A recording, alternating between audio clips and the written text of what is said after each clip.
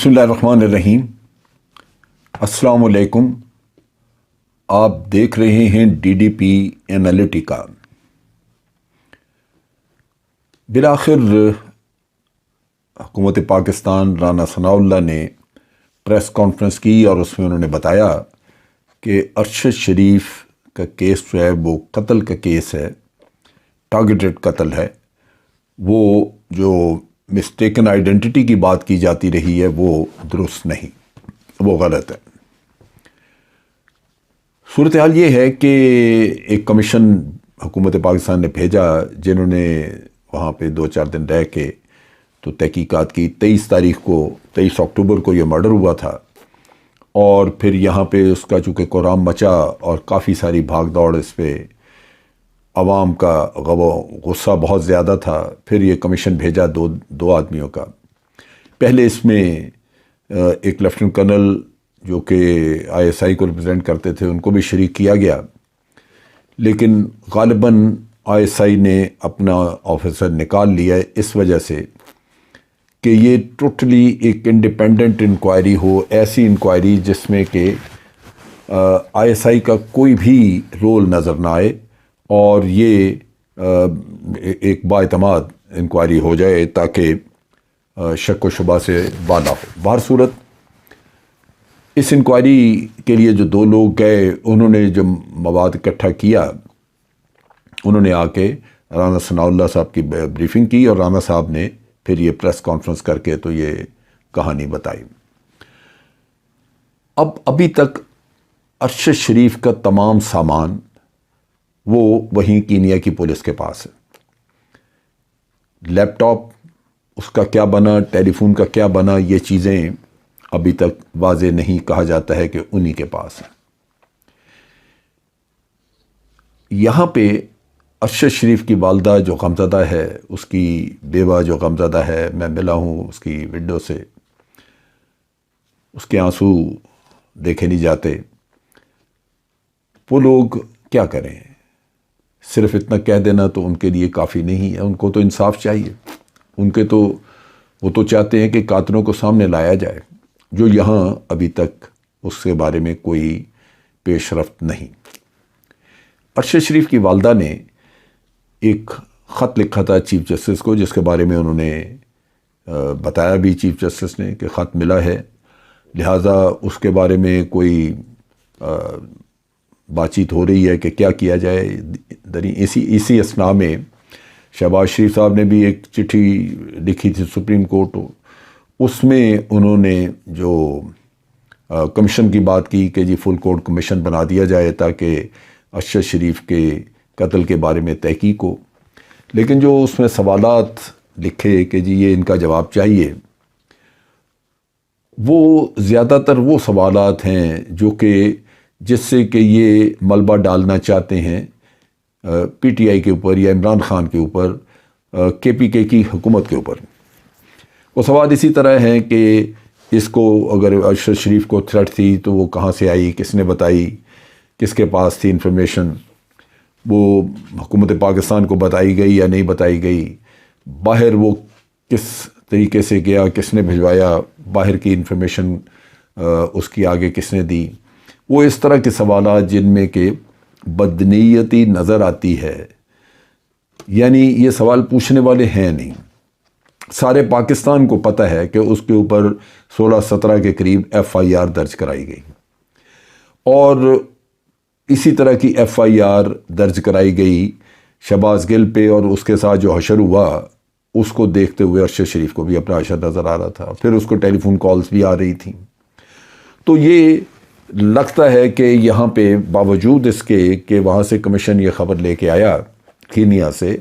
کہ یہ باقاعدہ قتل ہوا ہے، حکومت کی کوشش یہی ہے کہ وہ اس سے اپنا پورا سیاسی فائدہ اٹھائے۔ اب یہاں پہ اس کا پوسٹ مارٹم ہوا، اور پوسٹ مارٹم جو ہے اس کے لیے کافی تگ و دو کرنی پڑی، خاصا پریشر تھا۔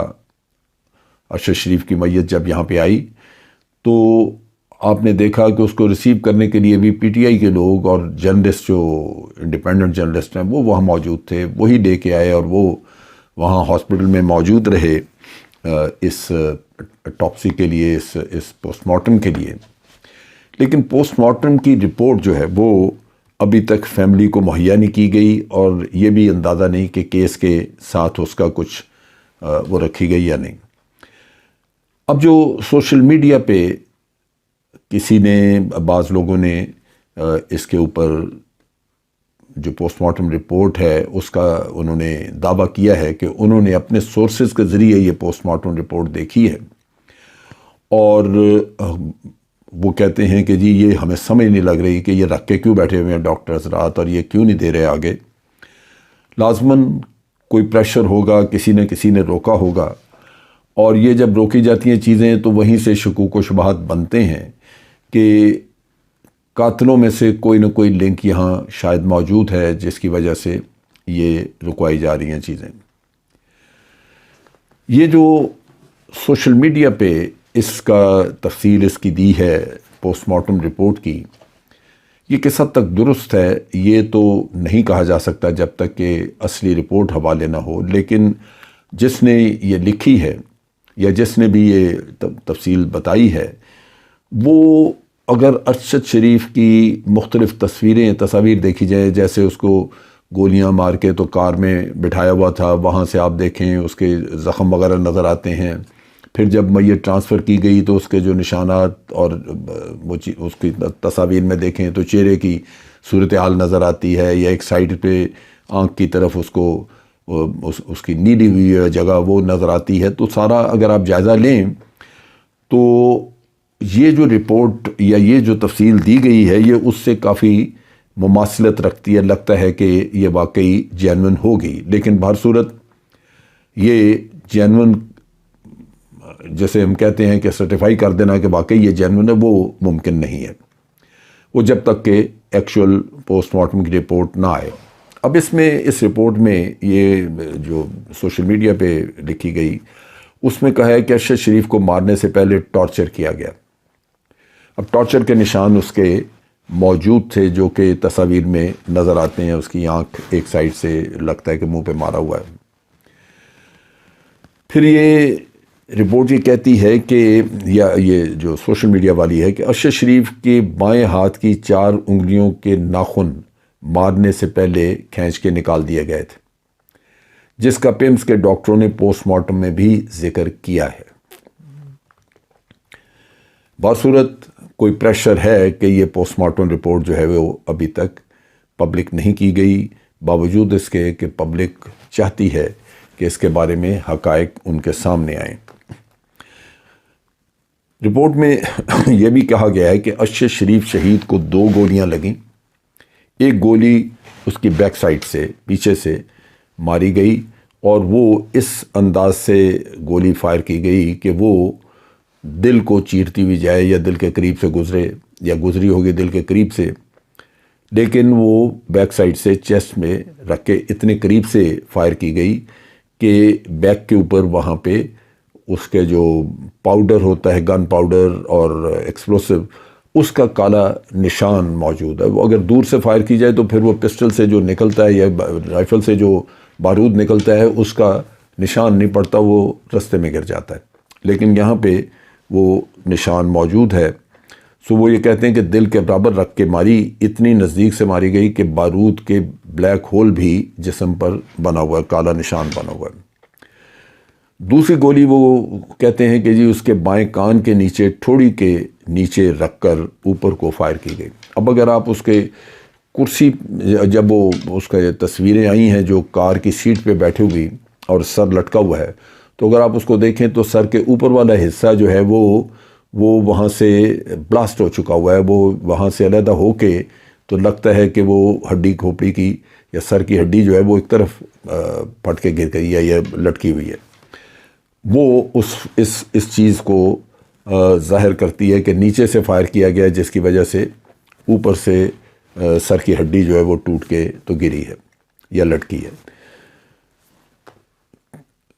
رپورٹ میں یہ بھی کہا ہے کہ ڈاکٹر اس معاملے میں تھوڑا کنفیوژن میں تھے کہ گولی جو ہے وہ اوپر سے کیسے ماری گئی یا نیچے سے فائر کی گئی، لیکن وہ واضح ہو گیا کہ یہ اس طرح لگائی گئی ہے۔ اسی طرح اسی کی وجہ سے وہ کہتے ہیں کہ چہرہ بھی تھوڑا سا اس میں ٹیڑھا پن آ گیا ہے، کیونکہ وہ جس سائڈ سے بلٹ ماری ہے اس کا پریشر نیچرلی جبڑے پہ پڑا ہوگا. تو وہ بھی یہ کہتے ہیں کہ تصویر میں یہ چیز بھی دیکھی جا سکتی ہے کہ وہ شہید کا چہرہ جو ہے وہ تھوڑا سا کچھ مختلف نظر آتا ہے، یا تھوڑا ٹلٹڈ نظر آتا ہے ایک طرف. پھر ارشد شریف شہید کی گردن پہ نشانات ہیں تشدد کے، جس کے لیے کہا گیا کہ اس کو چھپانے کے لیے دائیں کان کے نیچے سے گردن پر بیک سائڈ کی طرف مکمل سلائی کروا دی گئی ہے. یعنی وہاں پہ اگر تو کوئی چھری کا نشان کو کٹ ہوتا پھر تو اس کی کٹ کی سلائی تھی، لیکن اگر نشانات کو چھپانا ہے تو پھر وہ سکن کو کٹھا کر کے تو اس پہ سلائی وغیرہ کر کے، وہ ان کا خیال ہے کہ وہ تشدد کے نشانات تھے جن کو چھپانے کی کوشش کی گئی، اور یہ غالباً وہاں کینیا میں ہی کی گئی ہوگی، کیونکہ کہنے کو وہاں پہ پہلا اس کا پوسٹ مارٹم ہوا تھا. اب چیز یہ ہے کہ یہ اس طرح کی جو صورتحال اور شواہد وہاں تک ابھی تک وہ بلانگنگز جو ہیں وہ ساری کینیا میں پڑی ہیں پولیس کے پاس، اور ہمارے جو گئے تھے لوگ وہ جو تحقیق کر کے آئے انہوں نے صرف اتنا بتا دیا کہ مرڈر ہے، اور جو سوالات کمیشن کو دیے جا رہے ہیں وہ ایسے ہیں کہ ان سے حقیقت تک پہنچنے کا کوئی سوال ہی پیدا نہیں ہوتا. گورنمنٹ کو سوالات مہیا کرتی ہے، کمیشن تو اسی پہ بنے گا. تو اس سارے کھیل میں بھی یوں لگتا ہے کہ بظاہر تو بڑی ایکٹیویٹی ہے کہ آپ بڑا کچھ کر رہے ہیں، اور قتل کے معاملے کو حل کرنے کی کوشش کر رہے ہیں، لیکن ایک طرف جو بلانگنگز نہیں ابھی تک ملی، دوسری طرف یہ ہے کہ وہاں سے ایک واضح رپورٹ کینیا سے نہیں لی گئی. جو شواہد بڑی یعنی جو شخص ساتھ تھا، ڈرائیور جو چلا رہا تھا، وہ بڑی حیران کن بات ہے کہ اس کا بیان کیا ہے جبکہ پوسٹ مارٹم رپورٹ کچھ اور بتا رہی ہے. سو وہ لوگ آپ کی ریچ سے باہر ہیں، آپ ان سے، ورنہ تو سختی سے جب پوچھ گچھ ہوتی ہے تو آپ کو لوگ بتا دیتے ہیں کیا ہے. سو یہاں پہ یوں لگتا ہے کہ ایک بہت بڑا کور اپ پھر کیا جا رہا ہے. اس میں پوسٹ مارٹم کی رپورٹ کا باہر نہ آنا پہلی چیز، سارا کینیا سے میٹیریل اکٹھا کر کے نہ آنا دوسری بات، تیسری چیز کہ کمیشن کا ذکر کیا تو اس میں سوالات ایسے ڈال دیے جو کہ جس سے کہ سیاست لگتا ہے کہ کھیلی جا رہی ہے. تو ارشد شریف کی بیوہ اور اس کی والدہ کو انصاف ملنے کی توقع نہیں. قصہ یہ ہے کہ ہمیں قرآن کریم اگر آپ پڑھیں تو بار بار آپ کو انصاف کرنے کی تلقین دی گئی ہے، پھر بار بار کہا گیا کہ اللہ تعالیٰ کو انصاف پسند ہے. لیکن یہ بھی ایک حقیقت ہے کہ جس معاشرے سے انصاف اٹھ جاتا ہے اس معاشرے کے قائم رہنے کا جواز ختم ہو جاتا ہے. ہمارے جو حکمران طبقہ جو لوگ ہیں وہ یہ چیز نہیں سمجھتے. یہ معاشرہ، یہ ملک، یہ قائم رہے گا تو آپ حکمرانی کریں گے، اگر یہ نہیں رہے گا خدا نخواستہ تو پھر حکمرانی آپ کس چیز پہ کریں گے. لہذا حکمران کا پہلا فرض ہے کہ وہ انصاف مہیا کرے. یہاں وہ چیز ہر کیس میں، ہر جو بھی آپ واقعہ مقدمہ بھی عمران خان کے اوپر جو فائرنگ ہوئی اس کا لے لیں، انصاف کے راستے میں اتنی زیادہ رکاوٹیں کھڑی کی جاتی ہیں کہ وہ بالآخر یا تو آپ کو ایسا انصاف ملتا ہے جس میں کہ مظلوم ہی آپ کو ظالم نظر آتا ہے، یا انصاف ملتا ہی نہیں اور مظلوم باہر ہی ایڑیاں رگڑ رگڑ کے مر جاتا ہے. یہ ذمہ داری ہماری عدالتوں پہ بھی ہے کہ وہ اس معاملے میں اپنا بھرپور رول ادا کریں. اگر نہیں کریں گی تو پھر ہم سب اس نقصان اٹھانے کے لیے، اس معاشرے کی تباہی کے لیے پھر ہمیں سب کو تیار رہنا چاہیے. آج کے لیے اتنا ہی. افواج پاکستان زندہ باد، پاکستان پائندہ باد.